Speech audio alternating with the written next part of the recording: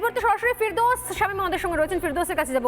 ফিরদৌস, আমি যেটা একই প্রশ্ন করছি, স্বস্তি কার, রাজ্যের না চাকরিহারাদের? এখন দুর্ভাগ্যজনক পরিস্থিতি কি জানেন তো, যে এসএসসির উপর দায়িত্ব ন্যস্ত ছিল যোগ্য প্রার্থীদের নির্বাচিত করার, তারাই এসে আদালতে বলছে যে হ্যাঁ ইললিগাল অ্যাপয়েন্টমেন্ট হয়েছে। মানে ভাবুন, যাদের উপর দায়িত্ব ন্যস্ত হয়েছে তারাই বলছে ইললিগাল অ্যাপয়েন্টমেন্ট হয়েছে। আজকে অন্তর্বর্তীকালীন স্থগিতাদেশ হয়েছে কি বলে? যে অন্তর্বর্তীকালীন স্থগিতাদেশ হয়েছে এই বলে যে যারা ইললিগাল অ্যাপয়েন্টিস আছেন তাদের কিন্তু ভবিষ্যতে এই বেতন ফেরত দিতে হবে। সিবিআই তদন্ত যেমন চলছিল সেরকমই চলবে। ফলে এই যে যারা বাজারে দালাল ছেড়ে এই যে জমি বিক্রি করার টাকাগুলো নিয়ে নিল, এবার তারপরে এসএসসি কে দিয়ে তাদের জমি বেচা টাকা নেওয়ার পরে এসএসসি থেকে বলাচ্ছেন ওগুলো অযোগ্য চাকরি প্রাপক, অর্থাৎ বাজার থেকে টাকা তুলে নিয়ে তাদের চাকরিগুলো এখন বলতে অযোগ্য চাকরি প্রাপক তারা। ভাবুন একবার, আগে প্রথমে চিট ফান্ডের মাধ্যমে গ্রামের সাধারণ গরিব মানুষদের টাকা লুট করেছিলেন, আবার গ্রামের সাধারণ গরিব মানুষদের জমি বিক্রি করার টাকাগুলোকে অযোগ্য চাকরি প্রাপক হিসেবে তাদের টাকাগুলোকে নিয়েছেন, এবার বলছেন তারা অযোগ্য চাকরি প্রাপক। এবং এই অযোগ্য চাকরি প্রাপকদের কাছে থেকে পাট নিতে বাধ্য করলেন গ্রামের গরিব গ্রুপ চাষিদের ছেলে মেয়েদের। আপনার বাড়ির ছেলে মেয়েরা ভালো শিক্ষকদের কাছে পড়বে কেন? গ্রামের গরিব গ্রুপ মানুষগুলো তাদের সন্তানেরা কেন এই যে সাদা কাতার মাস্টারদের কাছে পাট? খুব পরিষ্কার কথা, যাদের উপর দায়িত্ব ন্যস্ত ছিল সঠিক শিক্ষক নির্বাচন করার, তারা বলছেন যে বেঠিক শিক্ষক নিয়োগ হয়ে গেছেন। পরিস্থিতি আমরা বলছি যে যোগ্য যারা তারা থাকুক, কিন্তু অযোগ্য তারা বেরিয়ে যাক। এবং এই অযোগ্য যারা এই অযোগ্য ব্যক্তিদের চাকরি প্রাপক বানিয়েছিলেন তাদের প্রত্যেককে শাস্তি হোক, এবং তাদের শাস্তি পেতেই হবে যারা এই অযোগ্য চাকরি প্রাপকদের অর্থের বিনিময়ে টাকা পয়সা নিয়ে যারা এই চাকরিগুলো দিয়েছিলেন। এবং পশ্চিমবঙ্গের বাজারে 15 লক্ষ 20 লক্ষ টাকার বিনিময়ে এই চাকরিগুলো বিক্রি হয়েছে। একদমই তাই। আমি আসবো সৈকতের কাছে। সৈকত, কি বলবেন, মানে এই এক্ষেত্রে তো সত্যিকারের কি তাহলে স্বস্তি বলতে পারছি আমরা? সৈকত, দেখুন, আজকে যেটা হলো সেটা হচ্ছে এই রাজ্যের সরকার দায়িত্ব নিয়ে অযোগ্যদের বলি দিয়ে দিলেন। কাজের সময় কাজী, কাজ পুরোলে কিষেনজি। ওই অযোগ্য সাদা খাতায় চাকরি প্রাপক যারা, তাদের কাছ থেকে টাকা নিয়েছে 10 লক্ষ 15 লক্ষ টাকা করে। সেই টাকা দালাল হয়ে তৃণমূলের পার্টি ফান্ড হয়ে ভাইপোর ঝাড়বাতি জ্বলে গেল। কিন্তু এসকেলেটার বসে গেল, সিঁড়ি দিয়ে ভাইপো উপরে উঠে গেলেন। কিন্তু এই মাস্টারমশাইরা যারা এতদিন ক্লাসরুমে পড়াচ্ছিলেন তাদের আজকে বলি দিয়ে দিল রাজ্যের সরকার। একটা কথায় এসএসসি স্বীকার করলো যে 8,000-এর বেশি দুর্নীতি হয়েছে।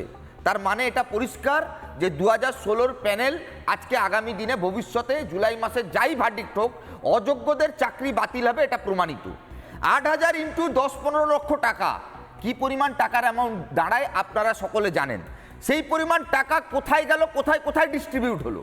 অয়নশীল, শান্তনু, কুন্তল প্রত্যেকের সঙ্গে অভিষেক বন্দ্যোপাধ্যায়ের ছবি দেখা গেছে।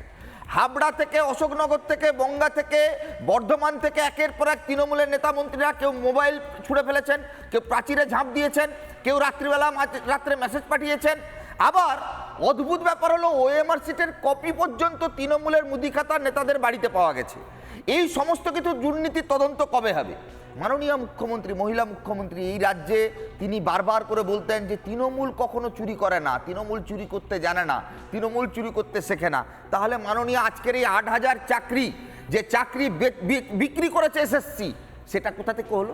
এই যে 6,000-এর বেশি, 6,800-এর উপরে সুপার নিউমেরিক পোস্ট যে ক্যাবিনেটে সিদ্ধান্ত হলো, সেই ক্যাবিনেটে বসেছিলেন স্বয়ং মাননীয় মুখ্যমন্ত্রী মমতা বন্দ্যোপাধ্যায়।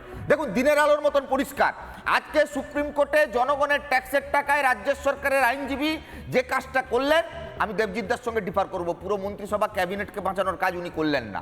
উনি লড়লেন শুধুমাত্র মাননীয় মুখ্যমন্ত্রী, যিনি মন্ত্রিসভার মাথা, তাকে এবং তার ভাইপোকে আড়াল করবার চেষ্টা করে গেলেন এবং দায় ঝেড়ে ফেলে এসএসসির পদস্থ শিক্ষাবিদ, আমলা, অফিসার তাদের ঘাড়ি ঠেলে দিলেন।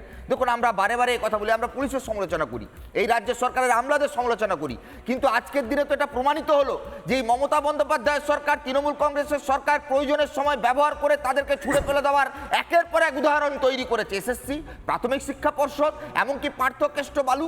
দেখুন, একের পর এক যেখানে একবারও আঁচ লাগেনি মাননীয় মুখ্যমন্ত্রীর পরিবারের কারোর গায়ে। আগামী দিনে নির্বাচন চলছে, এই গোটা রাজ্য জুড়ে যে সমস্ত পুলিশ অফিসার, যে সমস্ত আমলা, যে সমস্ত অফিসাররা তৃণমূলের হয়ে পঞ্চায়েতে, পুরসভায়, বিধানসভায় দালালি করেছেন, তাদেরকেও এখান থেকে শিক্ষা নিতে হবে। ভবিষ্যতে এদেরকেও কিন্তু তৃণমূল ছুড়ে ফেলে দেবে। আর সর্বোপরি মাননীয় মুখ্যমন্ত্রীকে মিথ্যাশ্রী পুরস্কার দেওয়া উচিত। এই যে চিরকুটের গল্প, এই যে সাদা কাগজের গল্প, এতদিন সরকারে থেকে ভবানী ভবনটাকে লাটে তুলে দিয়েছেন, পুলিশ দপ্তরটাকে লাটে তুলে দিয়েছেন। পুলিশের শুধু একটা কাজ হয়েছে, সিআইডির একটা কাজ হয়েছে, শুধু ভাইপোর পিছনে নবজোয়ারে পুলিশের নিরাপত্তা দেওয়া, কালীঘাটকে নিরাপত্তা দেওয়া, মমতা বন্দ্যোপাধ্যায়ের পরিবারের নিরাপত্তা সুনিশ্চিত করা। আর গোটা রাজ্য জুড়ে এসএসসি প্রাইমারি অফিসগুলো যেখানে ওএমআর সিট পড়াতো তৃণমূল, সেখানে 144 ধারা জারি করে তাদের নিরাপত্তা সুনিশ্চিত করা চোরেদের। গোটা রাজ্য জুড়ে এই যে মমতা বন্দ্যোপাধ্যায় নির্বাচনের সময় গিমিক তৈরি করবার চেষ্টা করছেন, যোগ্যদের চাকরি বাতিলের আড়ালে একটা কথা বলছেন না, যে অযোগ্যদের চাকরি দেওয়া, চাকরি বেচার মূল মাথা এই তৃণমূল কংগ্রেসের সরকার। চোরেদের সরকার চাকরি বেচেনি, শুধু বেঁচেছে আমার রাজ্যের মেধাকে, যে মেধা এই প্রশ্নই থাকছে না। যদি এটা স্বস্তি হয়, মানে সেক্ষেত্রে এই যে কদিন ধরে যারা চাকরি করছেন, অতএব সেই তো অনিশ্চয়তা নিয়েই চলছে এখনো পর্যন্ত। মানে জুলাইতেও তো সেই অনিশ্চয়তাটা রয়ে তো গেল। রাজ্যের জন্য স্বস্তি হলো, রাজ্যের মন্ত্রিসভাকে আপাতত ডাকা হচ্ছে না, কিন্তু চাকরিহারারা কি করবেন? এই মাসের মাইনে পাবেন, জুন মাসের মাইনে পাবেন, জুলাইয়ে কি হবে কেউ তো জানে না। এবং এসএসসি চেয়ারম্যান, আমি যেটা বারবার করে বলছি, তিনি যদি জানতেন কারা যোগ্য কারা অযোগ্য, তিনি আগে কেন বলেননি? তিনি কয়েকদিন আগেও বলেছেন হাইকোর্টের রায়ের সময় যে যোগ্য অযোগ্য বাছাই করা সম্ভব নয়। প্রধানমন্ত্রী এসে বললেন যে আমি যোগ্যতার জন্য ব্যবস্থা করব, আবার তিনি বললেন যোগ্য অযোগ্য বাছাই করা সম্ভব, আবার আজকে সুপ্রিম কোর্টে গিয়ে বলছে হ্যাঁ সিবিআই তদন্তের উপর ভরসা আছে। মুখ্যমন্ত্রী সকাল থেকে রাত পর্যন্ত, এখানে অনিন্দ্যবাবু আছেন বলতে পারবেন, CBI villain, ED villain, NSG villain, NIA villain, যাবতীয় কেন্দ্রীয় এজেন্সির সমস্ত ভিলেন মুখ্যমন্ত্রীর কাছে সকাল থেকে রাত পর্যন্ত বাপ্পান্ত করে দিচ্ছেন। এবং শুধু তাই না, আরটিআই একটাও ভায়োলেট করা হয়েছে। আরটিআই তে যে রিপ্লাই এসেছে পুরোটাই মিথ্যে। অথচ আজকে এমন অবস্থা, এমন পরিহাস যে আজকে সেই সিবিআই এর রিপোর্টের ওপরই এসএসসি রাজ্যের আইনজীবী বলছেন যে না, এই রিপোর্টই শিরোধার্য, এই রিপোর্টেই আমাদের ভরসা রয়েছে। এইটা এতদিন আগে বলতে পারলেন না? এত জলঘোলা হয়ে গেল।